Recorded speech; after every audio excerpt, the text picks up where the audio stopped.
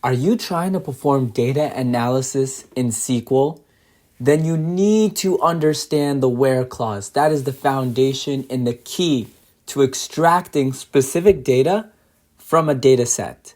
So today's video is going to go deeper into the where clause as well as other advanced filters to help you on your journey of data analysis. This is Jerbs Explains It All. Thanks for coming back. Let's get started. So what I like to do when I'm getting started with analysis is reconfirming my objective. What am I trying to accomplish by analyzing these data sets? And then number two is I just want to generally open up those tables and get familiar in general with the format and the type of data I'm looking at. So today's objective is I'm just performing some general data analysis. And what I'm going to do now is I'm just going to run a select star from each of my tables I'm looking at. So select star from countries. We've got 5 rows, a couple countries here. Let's look at our states table. Okay, here's our data set here, and a few other entries of states and provinces. And then cities. Okay, here's our starting point of cities that we're going to be investigating today. Okay, so now that we've seen the data, let's review the basics of a where clause. So it's going to go after the from clause, and you can just immediately type in where. And now we need to define it. What are we trying to define further? So now in this case, let's define the country name. The country name, so I'm going to put the column here. And let's say it equals United States. And let's run it. And boom, right? If you just needed a specific row in the table, and you know the exact string, you can add it in there. Again, when you use an equal statement, be careful, it's case sensitive. You put a capital N here, and you don't find anything. And if you're not sure the full string, you've got the like operator you can use. So I can use like, and then instead of putting the full string, I'm going to put the %, which is a wildcard, and let's run it. Okay. All right, so we found 2 strings here. We've got the United States and the United Kingdom, but that helps you get a little closer. You don't know the full string. The like operator is extremely powerful here. Now let's take it a step further. What you can do in SQL is you can combine conditions. So we've got one condition. We're filtering on the country name. But let's go a little further now. Say we had some important information on the country ID we wanted to filter. This is where you can incorporate an and.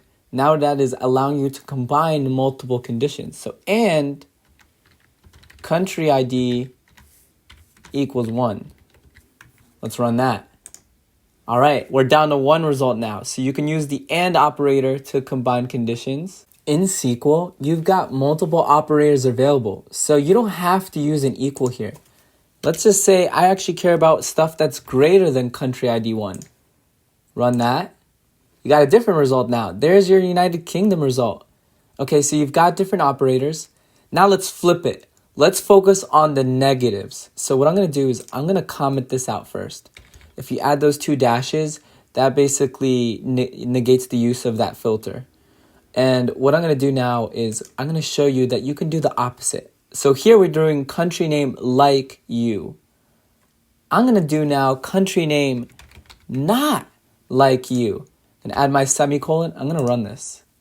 That is showing me all of the countries in this data set that are not starting with the letter U. That is extremely valuable. And as you're seeing in SQL, one is, guys, it is not scary. I'm writing basic English, not like you. Very explanatory, nothing very difficult to understand about that. And it's quite amazing. So I just showed you not like. Let me quickly show you not equal. And it's a slightly different here. So what you're going to do is actually put an exclamation point and then an equal sign. So that's the opposite of equal. That means not equal. And then again, we're using an equal statement. We need to put the full string. So we're going to say not equal the United States. And let's quickly run that.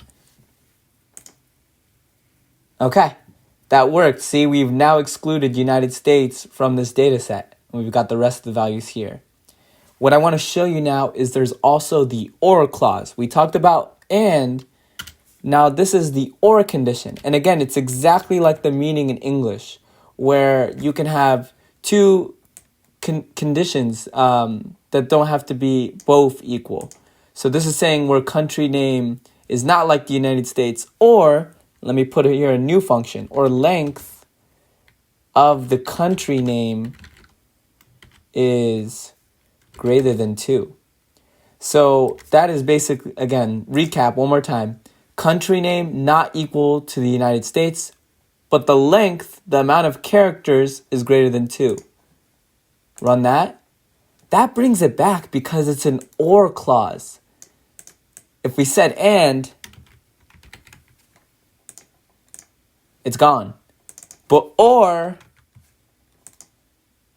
it's there. Okay, let's quickly wrap this up. To summarize, again, the where clause is going to go after the from, and you've got various operators you can utilize, like the equals. You can use the negative equal, not equal, greater than, less than.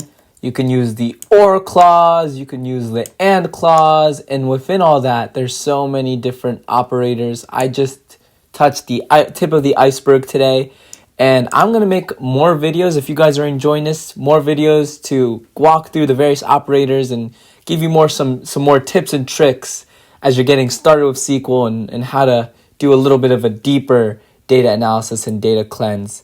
But that's it for today's video. Thanks for watching. Please subscribe. We're really trying to build up our base here and reach a larger audience. So this is Jerbs Explains It All. Thanks for watching. See you on the next one.